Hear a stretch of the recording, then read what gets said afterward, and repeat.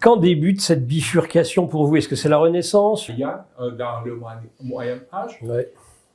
c'est apparu la position matérialiste, externaliste qui n'existait jamais dans la culture de la chrétienté orthodoxe. C'est l'existence des objets totalement extérieurs par rapport à l'âme de l'homme. C'était une idée totalement nouvelle. Ce qui existe en soi. Que la chose existe en soi.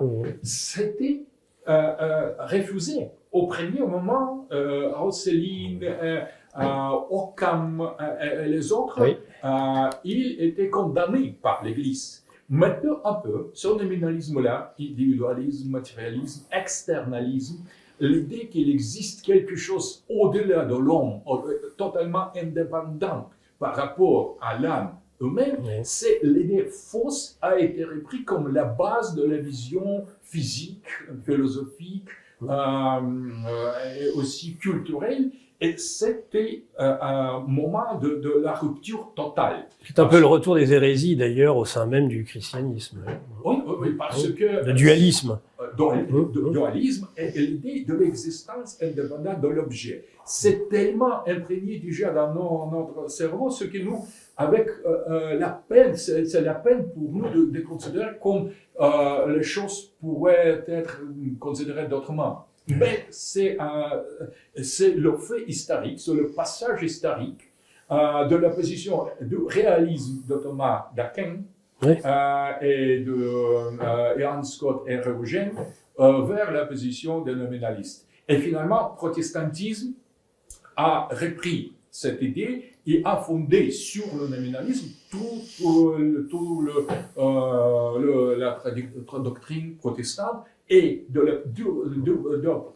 protestantisme, c'est passé à la vision de la modernité, à la physique, philosophie, politique, etc., etc. Et c'est ce qui nous sépare, nominalisme, individualisme, matérialisme, et les autres choses sont le développement, sont les conséquences de ce nominalisme-là. Qui n'a pas imprégné l'âme russe? Non, orthodoxe, la tradition orthodoxe est toujours fidèle par rapport à la vision d'Aristote et de Platon. Bien sûr. Nous, toujours, nous sommes les platonistes et les aristotéliciens, nous sommes les réalistes et nous ne sommes pas nominalistes. C'est la différence philosophique et avec ça, on a gardé le sens du holisme, comme Louis Dumont disait, le sens d'être que le tout est plus important que la somme des parties. C'est ça. C'est quelque chose de plus. Bien sûr. L'individu et l'individu n'est pas la chose en soi, c'est juste la part de l'homme. L'homme doit être construit sur l'individu. L'individu doit se dépasser, se réaliser comme quelque chose de plus que lui-même. Et c'est la définition de l'homme. Chez nous, c'est comme ça, c'est holisme. Après le nominalisme, en Occident, c'était tout à fait différent. C'est le tennis, Gemeinschaft ou Gesellschaft, plutôt l'un ou l'autre. Absolument. Gemeinschaft, c'est nous. Gesellschaft, c'est la déviation. Durkheim, toute cette sociologie occidentale. Mais vous avez retrouvé ça de façon très surprenante avec les deux derniers papes, un Benoît XVI qui est plutôt holiste et un François qui était personnaliste. Pur. Personnalisme, ce n'est pas exactement le mot que vous auriez... Mais plus proche. Oui. Je suis d'accord. Ce pape est mieux, à mon avis. Son frère est trumpiste avéré. Ah oui, le nouveau pape. Oui. Allez, au moins, le frère du pape est normal. Ce qui moi me chagrine mais je comprends malheureusement, c'est que dans votre pensée finalement l'Europe de l'Ouest est bien mal partie, alors que moi je la verrais et on aimerait la voir se développer avec la Russie dans un grand ensemble. Je crois que nous pouvons aider à l'Europe de revenir elle-même, mais non pas en envahissant l'Europe, non pas à joindre l'Europe. Nous pouvons être les frères orthodoxes très utile Oui. pour ce retour spirituel, pour ce réveil. Nous n'avons aucune idée de domination sur l'Europe. Nietzsche, Ça, on est bien d'accord. Friedrich Nietzsche a dit, j'imagine l'Europe sous le contrôle de la Russie comme la Grèce sous le contrôle de Rome.